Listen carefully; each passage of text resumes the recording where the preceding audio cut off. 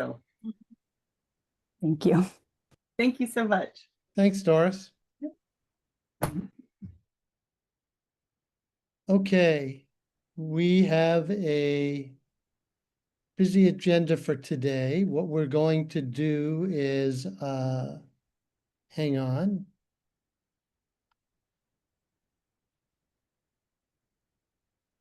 When we go to the next slide, we're going to get an update on the work of the committee from Mimi. We're going to talk about some strategic planning that the board's been doing. Then we're going to spend some time on Millman's scope of work. And we're going to then look at our work plan, and we're going to start our discussions around what's, I think, going to be the biggest piece of the committee's work, which is around developing an administrative structure for the Universal Health Plan. So that is our agenda for the day.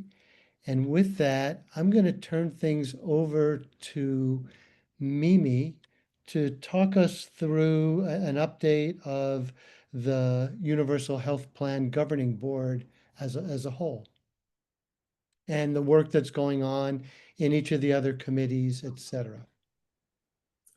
Thanks, Bruce. All right, and thanks to everyone. If anyone wasn't on the prior meeting, so I'm Mimi McDonald, the new executive director. Really happy to be here. I'll also introduce Isabel Cordelis, who I don't think was on the last meeting that we had. She is our new amazing executive administrative assistant, which is super fabulous. We're all happy about that. So, what I would like to start doing is when we have committee meetings, just to update you all on what the other three committees are doing, because of course there's a lot of intersection with it. So just kind of brief highlights, and if anyone ever wants more detailed explanation, please let me know. So starting with our community engagement and communications committee, what they have just initiated working on, which I think is really exciting, is developing a style guide for all of the Universal Health Plan documents. So we have inclusive, trauma-informed verbiage. Some of it will be taken or used as a template. Sort of OHA has something very similar to this, excuse me. And Kim Yi, the senior policy advisor who's working this, is working really closely and with the committee to make this really useful, I think, in all our work. So that's some exciting stuff. Also, Patty Wentz, who is a tremendous consultant and known to many people on this committee and with the board, is shortly a little bit of contracting challenges, but she's going to soon start working with that committee and then also with the board around communications as we talk about the Universal Health Plan. So that's what they are up to. Plan design and expenditure, very busy committee. So they have been working on eligibility, of course. That is, they have kind of put forth their straw proposal. So it's not completed. There's still a little bit more research to be done. So that's going through some more revisions before it goes up to the board sort of for final approval. They have completed a behavioral health straw proposal that the board has seen and approved. There is a long-term supports and services straw proposal that also is in the work. That is needing some subcommittee work. So they're trying to develop the people who would like to be on that. Of course, everyone is super busy, so it's a little bit challenging. And then lastly, obviously a big piece of this for plan design and expenditures, and will have a lot to do with this committee, with operations, is around provider reimbursement. So our consultant group from HMA did a great review of the recommendations from the Joint Task Force, and now a subcommittee of the, I'm just going to call it PD&E, of the PD&E committee is working together. And again, our consultants are also providing some additional support for that, just in terms of discussing some of the different options that are available and some of the things that are currently, the current status through in Oregon, like primary care, patient-centered homes, et cetera. So that's what they're up to. And then finance and revenue, Also, Big Task has just had their initial meeting on first formal meeting with Echo Northwest, which is a consultant group who is really going to work with the committee closely over essentially 8 months to develop the revenue plan and do all sorts of analysis. And so that's exciting, and that has just gotten underway. So that's it in a nutshell. I don't know if anyone has any questions. Yeah. Any questions? Super. Well, we'll go on to our next topic. Our next topic is that the board had a strategic planning meeting. And, Mimi, you want to just walk us through that as Sure. well? It was a great meeting. Yeah, absolutely. It was great. And I have to say, Judy Richardson is not here, so I can really brag about her skills right now. So I don't know if you want to go on to the next slide, Isabel. Judy Richardson has a way of doing, it's called graphic facilitation, which sounds a little bit odd, but she made these incredible works to help people really come together, and worked on the using sort of the already stated goals, working on the mission statement development, and then probably most of the time was spent, on a large discussion around current state of where we are in terms of the healthcare and the universal health plan, future state where it wants to be, and then of course the ideation, what is happening in the middle and how to get there. So a lot of the work that they did was on something that they were referring to as stepping stones. So these pieces that are sort of standalone, either parts of policy or things of work. So we'll think about like a standardized fee schedule, I think is a good example of something that could be a standalone part of policy or an enactment that is on its way to the complete future state of a universal health plan. Another example of that could be like a sort of payer agnostic or straight fee schedule for hospitals, capitated hospital payments. So kind of a lot of discussion around that. And then we also had a speech by Governor Kitzhaber. And I think sort of the main things that I know that Helen Belanca and Judy Richardson wanted to kind of get from that, and I definitely want to take Bruce's take on this too, was that part of it is that not so much with the operations committee, but with some of the other committees, sort of the work plan has evolved a little bit. There may be some more decisions that are going to be happening up at the board level, and a little bit, some slightly less of the work happening at the committee level. And also that some of the work plans, just the timelines have been changed a little bit. Again, I would say that the operations committee, which is just incredibly on time, I don't think it's going to impact this committee as much, because you seem to be moving forward and really right on the timeline that you had already prepared. So Bruce, I think I feel like I sold it short because there was a lot more to it than that. So I don't know. Oh, no, I think that was great. I think the main issue is that I think the board sort of began to sort out what are the key major tasks that need to get accomplished, and sort of reaffirmed our putting together those key pieces. And I think letting some of the minutia that was perhaps holding some people up fall to the wayside. And that we also really talked about the fact that we were not simply working towards a report in September of 2016, but to look at the work that goes, quite frankly, beyond that as well. Any questions?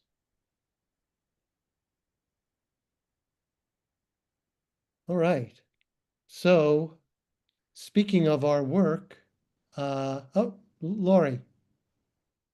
Sorry, I had trouble finding my button. No worries. So Kitzhaber obviously is a very important voice in Oregon health.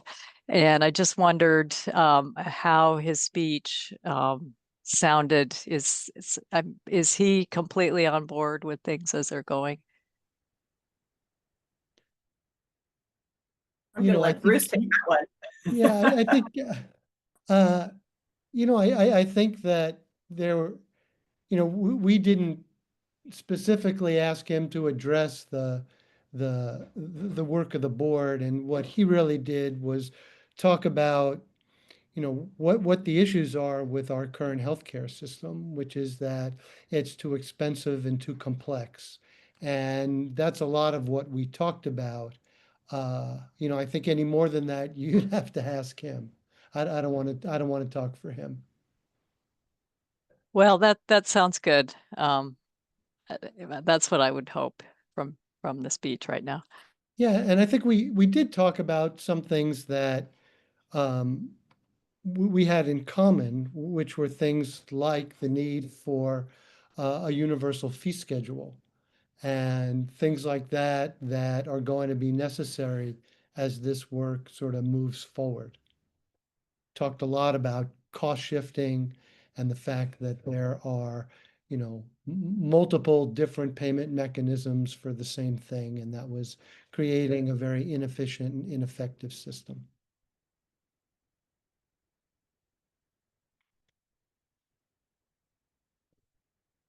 Other questions?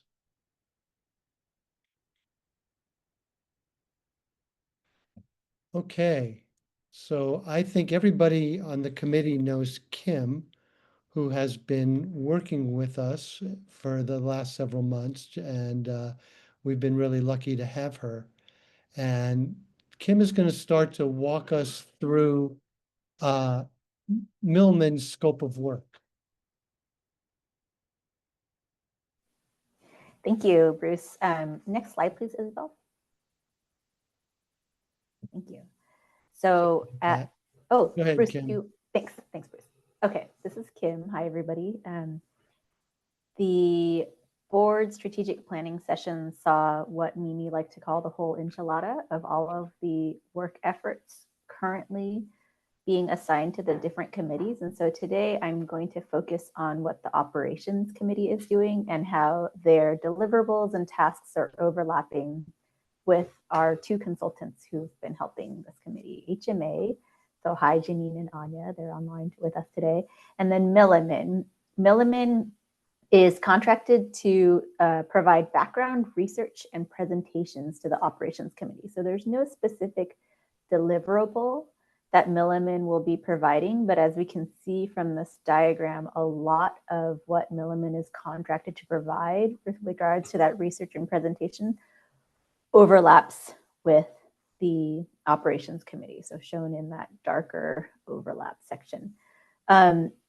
The goal for today, so this particular portion of our presentation is meant to inform the committee of what Milliman's been contracted to do. And then later on, Bruce and I are going to lead a very specific discussion section about where we hope that this committee can identify specific questions that will be asked of Milliman, that will ask them to start digging into as part of that research and presentation that they're contracted to provide to this committee. What I want to point out is that there are still a couple of tasks within the operations committee tasks that fall outside of Milliman's scope of work. So as we can see in this box, the non-overlapping box on the lower left, the operations committee will still be reviewing Oregon public corporations, which is that task is done, developing a plan to create a trust fund in the state treasury. That task is mostly done pending legal counsel review and how we can avoid, how the universal health plan can avoid routing revenue to, say, the kicker. The third one is to determine startup costs and sources of funding. The startup cost piece is a little interesting. It doesn't specifically fall into Milliman's contracting tasks, but certainly could be asked of them if we would like them to provide input. And the fourth item is to create a federal waiver guidance document and the necessary steps to engage CMS. This guidance document is going to be crucial given the changing in federal funding environment. And HMA, our partners at HMA, Janine and Anya, have already done a lot of work creating a really great federal waiver report that I encourage everyone to read if you haven't been able to yet. That report should be linked out to last month's April meeting. So if you search on the website, it will be there. I'm going to pause. Are there any questions about just this overview of the operations committee and consultant tasks diagram? Bruce, do you want to be in charge of moderating that conversation? I can't see the. Yeah, I don't, no one's got their hands up. I'll let you know, Kim. Okay, thank you. Well, if there are no questions, and if folks want to review both this diagram as well as I described, there is a diagram in the board strategic planning meeting presentation from May 15th that's available on the website that shows all of the 5 consultants overlaps with all of the committee's tasks. So if you're interested in sort of the totality of the work, please feel free to look at that. Thank you, Isabel. We can go on. Thanks. Well, so any questions for Kim? I think as people have looked at that and we'll get a little bit more into this in a moment at a future agenda item, but anything you see as missing from that? You know, our big task again is going to be what does the administrative structure of the universal health plan look like? What should eligibility look like? How should we pay claims? What should be the structure of that? What sort of IT infrastructure are we going to need to be able to do that work? Anne,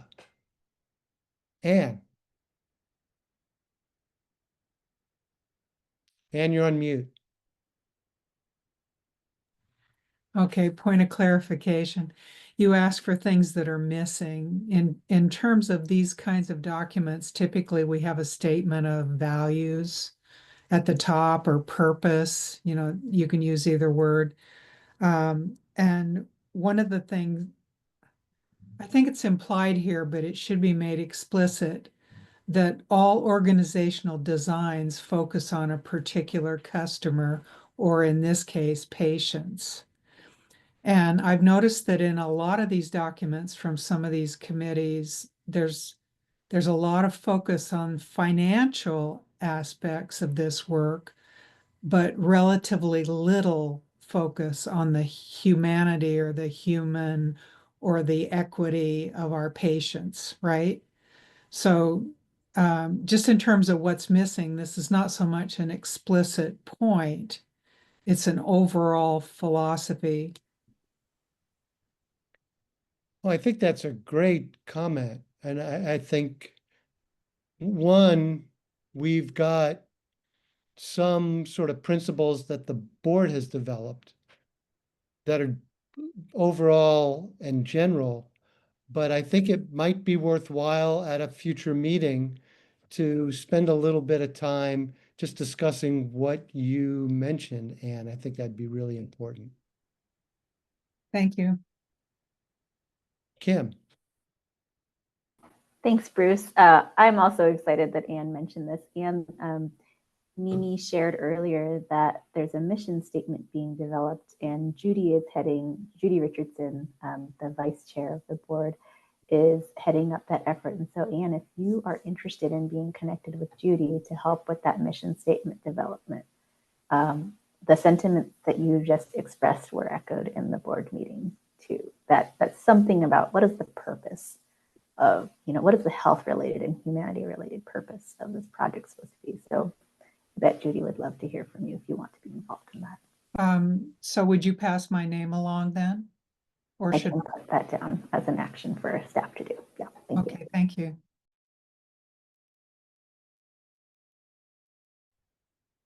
Other comments?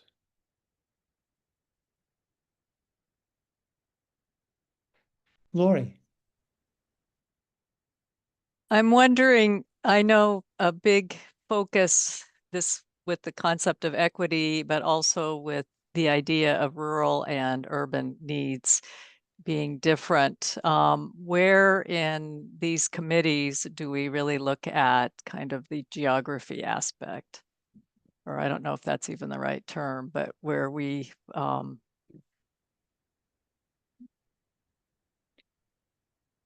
No, I think that's the right term, and I think that that goes along with, I think what Ann just raised, which is what are some of the principles and how are we going to measure what we're doing? And I think that there will be some issues around rural, urban, et cetera. I don't know. Mimi, you want to weigh in on that?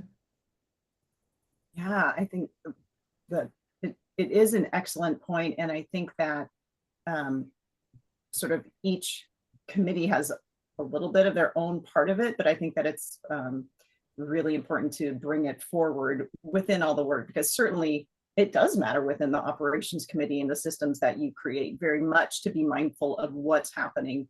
The differences, as you will all find out, that my internet is terrible because I live in the Dalles, I live in the boonies. So there are big differences. So I think, like I said, sort of operations has a piece of it.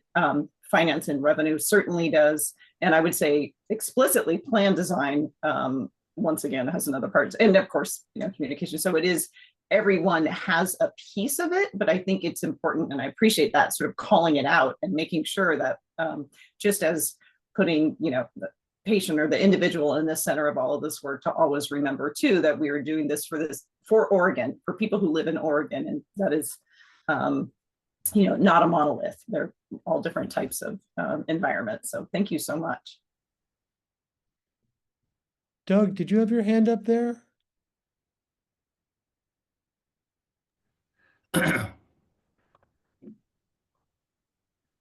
I did, Bruce. Thank you. Yeah, I was just thinking some of this, and I don't know what all has been discussed. I missed the last meeting, my apologies, but governance, ultimately, the governance structure has to be designed to allow the voices you're talking about. And that's a tricky issue, but it's a very important one, obviously. Otherwise, you're going to have obviously very different needs in various parts of the state. No, thanks.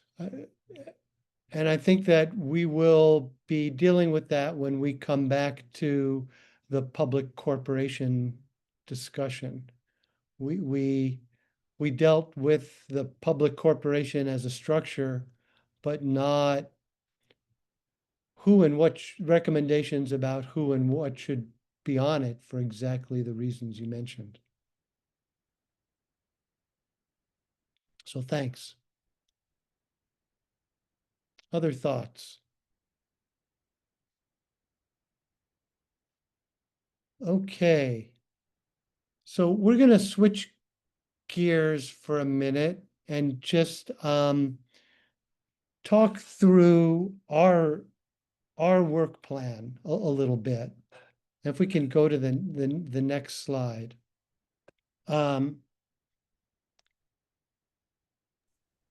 We've tried to sort of put together some of the tasks that we have ahead of us, and we're going to show you this in a couple of different formats.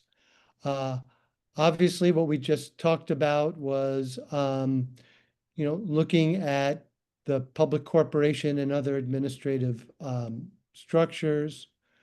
We're going to have a lot of work on identifying IT needs. We're going to review complex healthcare organizations and how they pay claims, do quality, population health, security. And actually we're going to work with Millman on that. That I think is an oversight not having that there. We're going to talk about and recommend how to manage eligibility and enrollment. We are going to have to recommend ultimately an administrative structure, determine operational costs. And if we go to the next slide, uh, recommendations on an administrative structure, what that will look like. We have been talking about the trust fund, but there's some more work to be done around that. As mentioned, we're going to need to determine startup costs. I've sensed that, although Kim mentioned it's not clear where that is, I do think that that sits within, the work of this group. Where those dollars come from is going to be the work of the finance committee.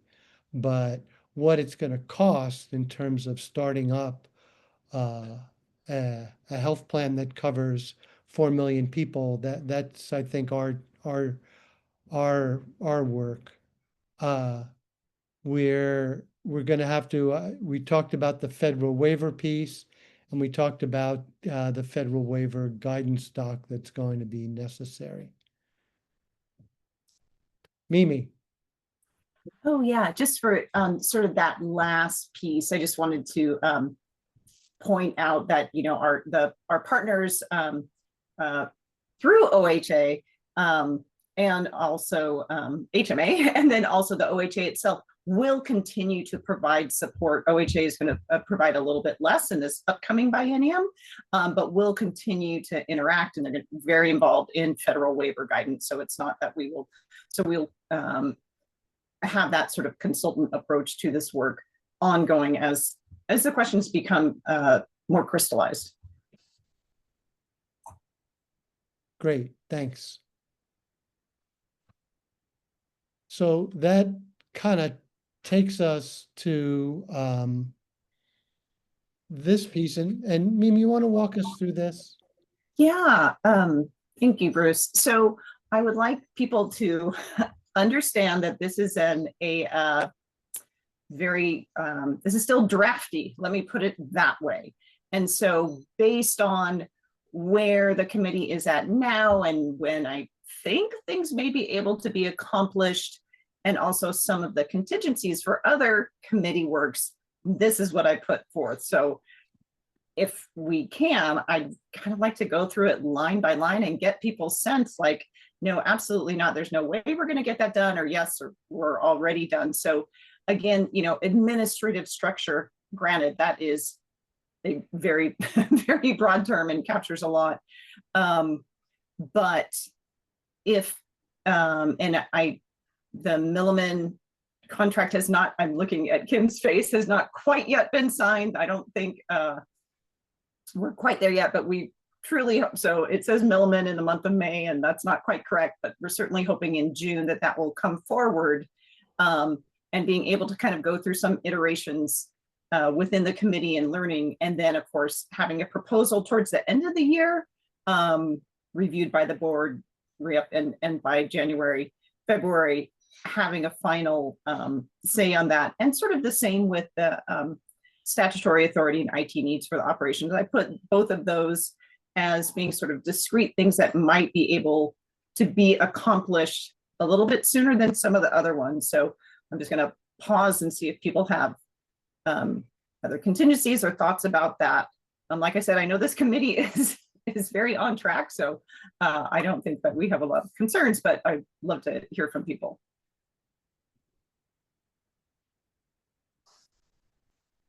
Thoughts, comments?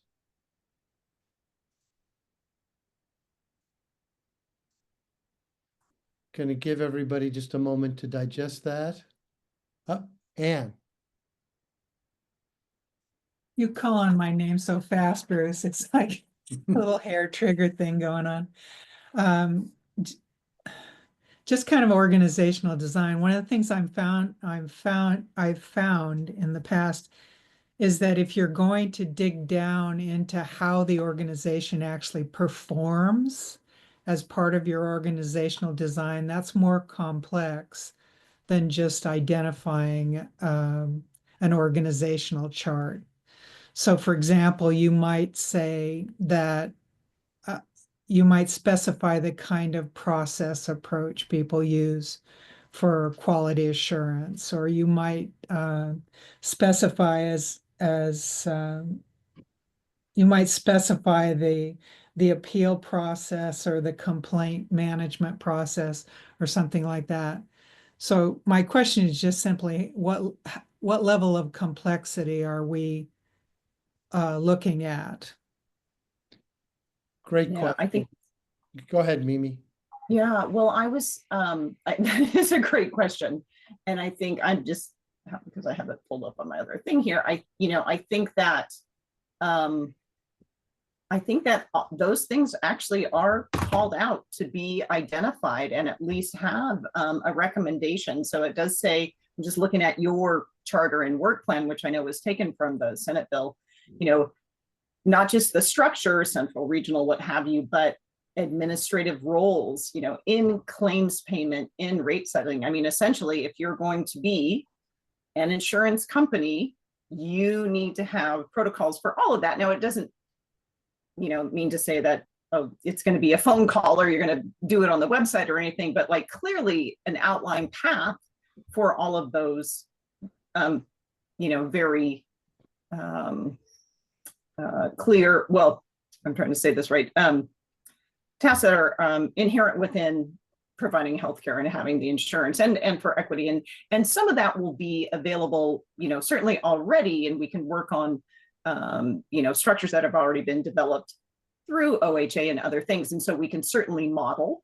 But yes, I think that level of detail is what's called for. Okay, thank you. I'll go back and check the charter. Yeah, although I would say, when it comes to, let's be realistic. We're not going to, we're going to recommend, I think, that there needs to be a quality arm that there, and I think we'll talk about what that might mean in terms of how much resource, how many FTE, et cetera. But we're not going to get down to the level of determining what the quality metrics are and what the policies and procedures are going to be around measuring quality. But I think we're going to be at a level of where and how will the organization monitor quality, and what roughly is that going to look like? It might even be more simple than that because there's existing professional and accreditation standards, so they could be incorporated by reference. Exactly. I just don't want us to think that we're going to get down to a level of policies and procedures and, like I said, determining what's going to be measured quality wise, et cetera. That's not our purview. And I don't think we could get done. Other comments, questions?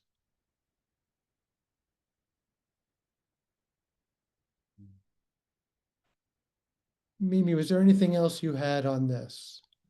Yeah, not really. I think, hopefully people have had a chance to kind of look at it, and it's just the same, the trust fund creation, startup costs and source of funding. I would say, especially on that startup costs and the source of funding, there's going to be a lot of overlap with the finance and revenue and all the work that the Echo Northwest team, our other consultant group, will be doing with that. So that is hence why that's put out a little bit, because I think that we don't want to have to do everything everywhere all at once. So trying to stagger some of these the different tasks so people can really sort of be thoughtful about it and not have to do everything all at once. Let's go to Lori and then Sarah. We have a transition team, I know, but I wondered in terms of, we obviously have to get the formal approval before this can become a real working plan where you're, digging the shovel ready situation. But with our intersection between OHA and Kaiser and some of these other organizations that play a big role in the state. How are we working with them at this point and the operation piece? You know, we really have not had that as part of the work to date. I think you raise a good plan, you raise a good point that what we might want to do as we move forward and get at some of these topics, that we might have some of the folks in Oregon that are actually doing this work, albeit not as part of a universal health plan, to come in and talk to us about how and how they do the work, et cetera, and perhaps make some recommendations. Might help for later buy-in and collaboration. Yeah, I Also. like that. Sarah. Yes, I've been listening in to some of the other committee meetings, and I'm been hearing the regional entities, the future hypothetical or regional entities mentioned a lot. And I'm just wondering whether under that first top line of administrative structure, whether it's operations committee's task to come up with a concept for how the regional entities operate, or how many there are, or that sort of thing. Mimi, you want to answer that? Yeah, I think that that is a little bit more, I think they're sort of grappling with that in plan design and expenditure, but also actually that is one of the things that I think has been sort of elevated to more of a board level issue to tackle, because I think that it is so important. And of course, we'll kind of lay out the structure for the rest. So I would say it's definitely one of those yes ands, like, yes, that's sort of in the charter right now for plan design and expenditure. But I think, again, that bigger question is going to be answered at the board level, and then will kind of then be disseminated through the rest of the committee work.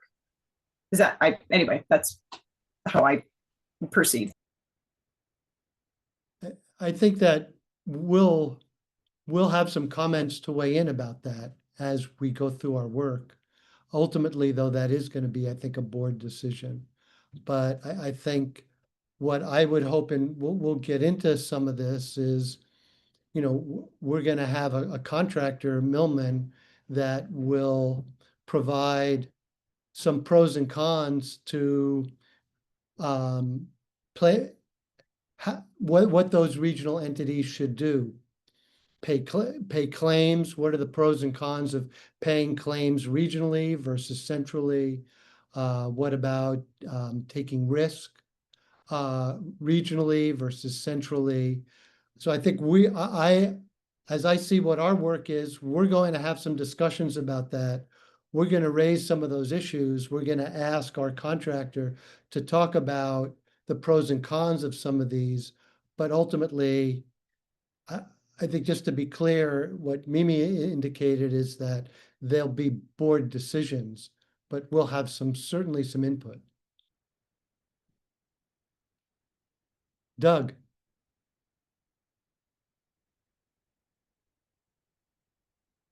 Doug, we can't hear you if I think you're still on mute.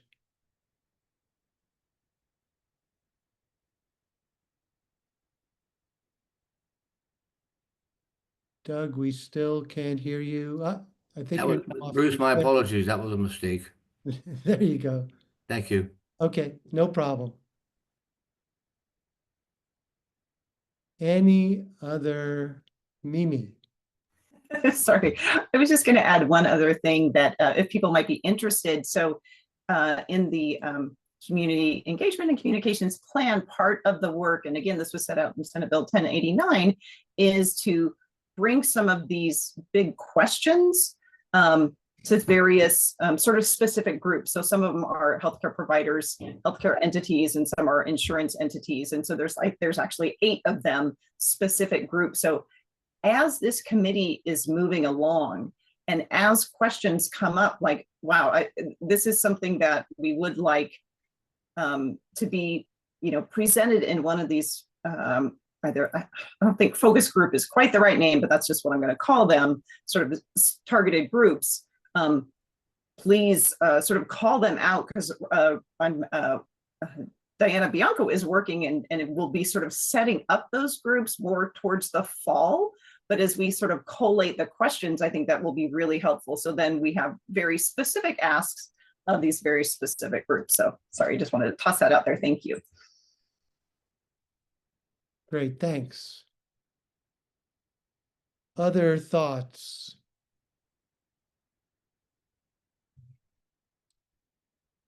Okay, so we are a little bit ahead of schedule. We were going to take a break.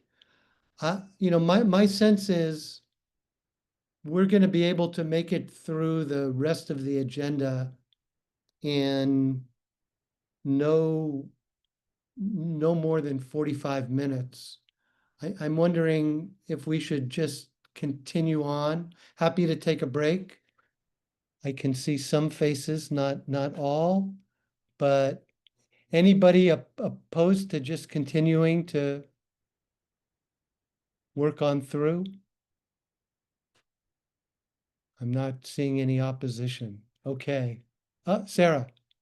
I'm not opposed. I might call in partway through and kind of transition and switch to phone. So the 541 number will be me calling in, maybe. Oh, perfect. And Mimi knows this. I may need to leave for about 1 minute at some point. So we're all good. Okay. If we go to the next slide. So I want to just spend a little bit of time. We've talked about the tasks that are before us. So, we're going to need to look at, we just talked about that, other large healthcare organizations and how they approach claims and quality and population health and security, hiring staff, engaging vendors, all those things. We actually had some great input about that, which is that we're going to be asking our contractor to come up with information about all of this. We're going to be asking Millman, but we probably can and should invite some local experts, which is great. We're going to need to make recommendations on managing eligibility and enrollment. How's that going to happen? Reviewing what we just talked about, central versus regional payer of claims, central versus regional taking on risk. How is our rates going to get set, claims paid, providing information and options for consideration by us. Next slide. We're going to have to look at workforce. That's not statewide clinical workforce. That's what's going to need to be the workforce of the Universal Health Plan Board. Looking at, and I think this is going to be key, the positions that are going to be lost and gained in transition, key issue that's come up a number of times. Designing an organizational structure that identifies essential roles and responsibilities, management, operations, finance, customer service, compliance. How do we want to, and this gets at some of the questions before. Yes, we're going to need to, I think, draw out that organizational chart, but we're not going to get extremely granular in doing that. And, looking at what are going to be ultimately the administrative costs of running this plan. Everything from claims payment to enrollment, to IT systems, et cetera. And I'm gonna just need to step away for 1 minute and put things in Mimi's hand. Thank you, Bruce. Yeah, and actually, I'm a little sneaky, but Kim Yi really kind of helped put this forth. And Kim, are there things that you think that we're kind of hoping that the committee will, I know, because this is of course so much to read and digest, that the committee members will sort of take away, or as the work that they're doing as we're kind of going forward from this, and how they can interact with Milliman? Yeah, absolutely. The goal of this portion was to introduce the operations committee to Milliman's contract regarding this piece of work, the proposing and administrative structure piece. And so we wanted to share the verbatim contract so that the committee can, again, think of what are the specific questions we'd like to ask Milliman to address. And so I really liked, oh man, someone shared just now, Anne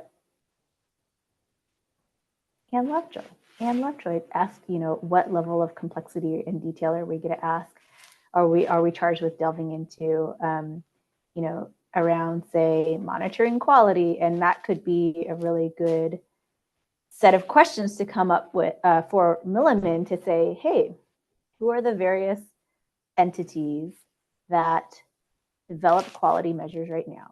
HEDIS, NCQA, things like that. What are the slate of quality measures that entities within the state need to currently comply with? So maybe there is an overlap of 10 different quality measures that CCOs throughout the state need to report and meet a certain benchmark for. And so if we ask Milliman to start looking into that, and that could be a very specific ask that comes out regarding one of these work pieces around quality, please give the operations committee an overview of the quality related work happening now, so that we in this committee can look and see if those quality measures do indeed, say, support health equity.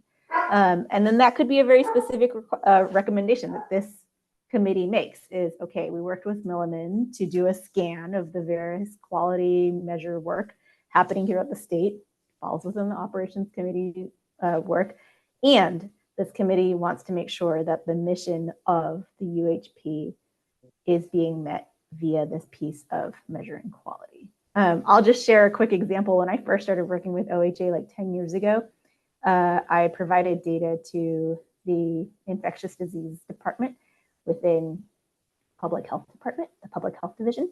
And we found out that monitoring for chlamydia and syphilis screening, the rates of, we're going to call them compliance, but the rates of monitoring were much higher in young females of color. And I was speaking with the head of the infectious diseases unit, the sexually transmitted diseases unit, and we both said, this isn't actually a win. What this means is that young women of color are being monitored more so than other populations. And so that's how we chose to interpret it. But that's like an example of this committee can definitely weigh in on how the UHP decides to take its mission of health equity going forward. And a very specific ask that we can have of Milliman with regards to their contracted work. That was long-winded. I see that hands are up. Actually, and Isabel, could we go back one slide, please? I do want the committee members to get to see, thank you, the verbiage in Milliman's contract. Okay, and Mimi, if you could take charge of the chat, the hands up. I don't think I have the view open. I got it. I'm back. Oh, thanks, Bruce. Bruce is back. Got Paula and then Lori. Thank you, Kim. Yeah, I was just wondering how we, so I'm more of a detail person, the high level, it's like, I think, oh, that's great, but I want to get into like, specific questions like administrative cost benchmarks that we'd be considering, I have a lot of questions. So I think that I'm more of a homework kind of person. So I was just wondering how we're going to, could we, put these things together? So like if I go and I read this and then some other documentation that we have, and then put together some questions and send those in. And like, how do we think we're going to organize this to put together our questions? I guess that's my first question. Thank you, Paula. This is Kim. Homework is so greatly appreciated, and the UHPGB staff can definitely be in charge of compiling those questions to liaise with Milliman. Thank you. I can say I see a lot of Excel spreadsheets in our future around this because it is so detailed, and some Gantt charts too, and we can attach all of the, the attachments, but definitely we will develop this system to be able to not only have you all send in your questions, but keep track of them, make sure answered yes, no, what kind of, and of course, what is the data behind this? What are we using to make those decisions? So I'm delighted that attention to detail. I see a fellow Excel enthusiast. I'm sure that actually there's probably lots of you in our midst. Great. Lori. I wondered where we deal with liability and our approach to liability. That is a great question. Mimi, any thought? I haven't seen that come up yet. And I think probably needs to get added to the list. That's great. Thank you. Because that's going to be part of the cost. Right. I mean, I know there's, of course, there's like the risk or the liability, for example, with the Joint Task Force recommending that all of the risk is with the state. But I think what you're speaking about is something that is, not just the medical care, but all of the liability. And of course, you're absolutely correct. Like that is a big, I mean, I part of it will, I think, be baked into the administrative structure, but I'm going to make a separate, very large empty box and put a stars around it to make sure that that gets addressed. Yeah, thank you. This is exactly what we wanted, is what are some things that might be missing? Doug. Along those lines, can you hear me, Bruce? Yeah, we got you. Along those lines, we are dealing with a broader environment that's there now, and that's insurance. And in the state of Oregon, you have to have risk-based capital requirements, just like you do nationally. And I've wondered all along, how would that work for this model? And what are the expectations of risk-based capital for universal health plan? What are the guardrails, so to speak, around this? It's a great point, Doug. I think it's going to be a lot of discussion of this group. There's kind of, I think, several different layers in there. One is where will risk be held and where will it be? Will risk be held at the state level? Will risk be held at a local level? And then depending on the answers to that, what is the reserve, if any, requirement that's going to be necessary? And that gets at what we were talking about startup costs and others, which is, will there be a need for reserves? How much will that be? Where will those dollars come from? Will that risk be held regionally or centrally? I think that's going to be several meetings worth of discussion. You're absolutely right.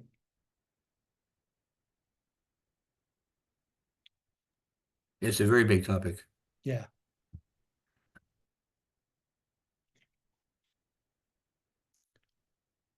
Other thoughts?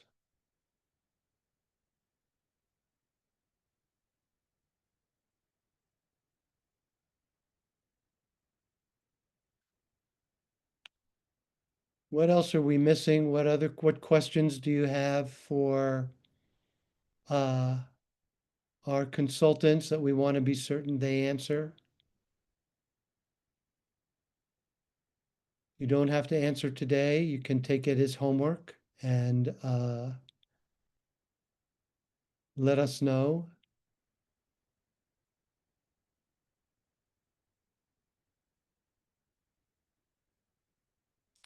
Kim, Mimi, anything else on your ends?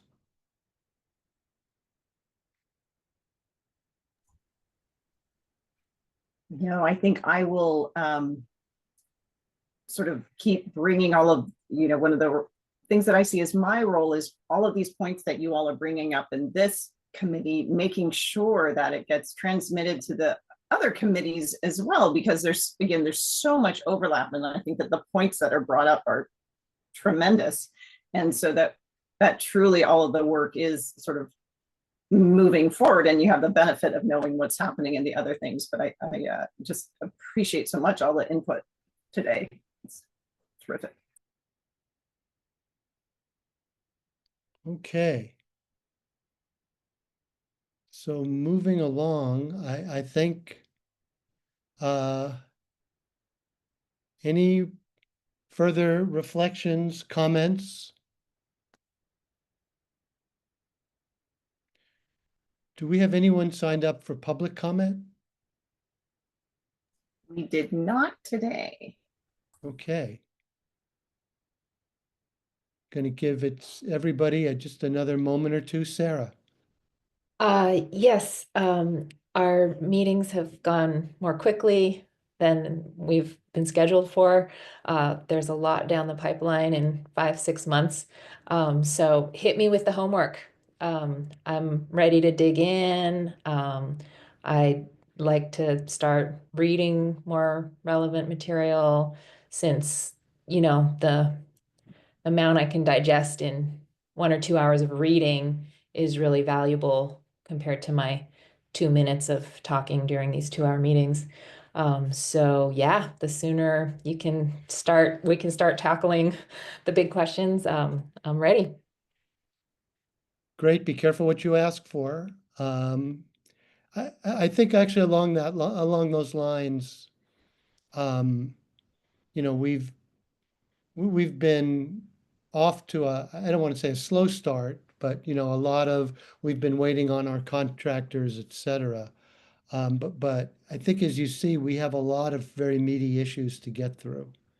And so not only is that going to require, I think, some homework and some reading in between, but it also may require some months where we may be meeting a second time.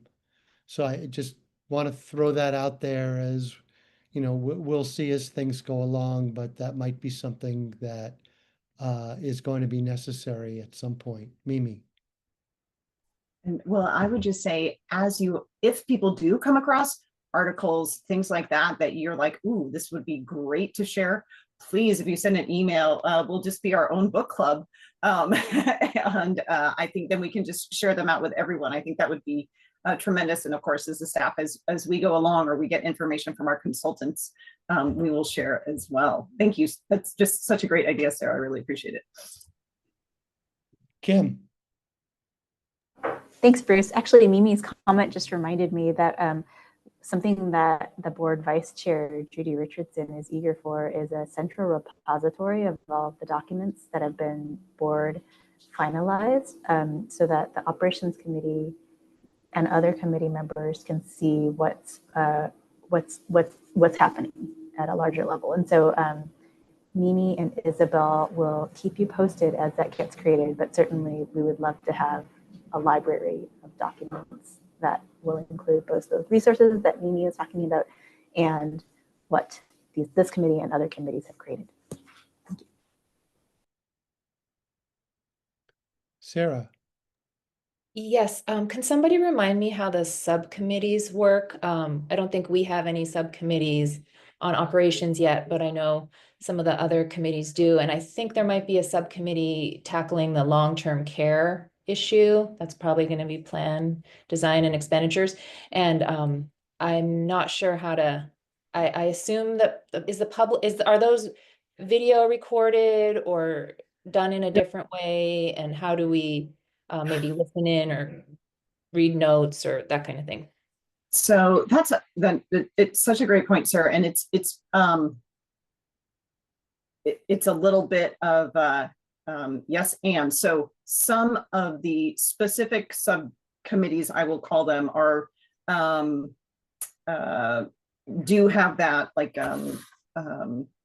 subject to public meeting law, and our meeting and staff is supporting and everything is recorded. Some of the other ones, which are just a little bit more fact finding, if it is not a quorum of the committee, then, and the other part of it is that they are not making a recommendation. They're just doing basically doing some homework and then bringing back the homework.